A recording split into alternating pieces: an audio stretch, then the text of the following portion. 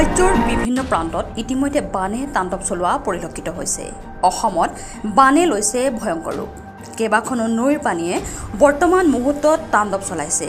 উজনি অসমৰ ধেমাজি, লখিমপুৰ, তিনিচুকীয়াকে ধৰি কেইবাখনো জিলাত বানে ভয়ংকৰ ৰূপ ধাৰণ কৰিছে। নেৰানেপেৰা বৰষুণৰ ফলতেই বৃদ্ধি পাইছে ব্ৰহ্মপুত্ৰৰ জলপৃষ্ঠ। ধেমাজিত দেখিবলৈ পোৱা গৈছে জীয়াঢল নৈৰ ভয়ংকৰ ৰূপ। উফন্দি উঠিছে গাই নৈ, নৈ, চিমেনৰ জলপৃষ্ঠ। ভজু গাঁৱত ৰাষ্ট্ৰীয় ঘাইপথৰ ওপৰে বাগৰিছে পানী। একেদৰে গোগামুখ, ঘিলামৰা সংযোগী পথৰে পানী বাগৰি পৰা পৰিলক্ষিত হৈছে। কেইবাটাও প্ৰান্তত ভয়াৱহ পৰিস্থিতি পৰিলক্ষিত হোৱা দেখা পোৱা গৈছে।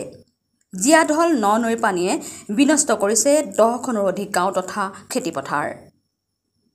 News desk report, Bokajan times.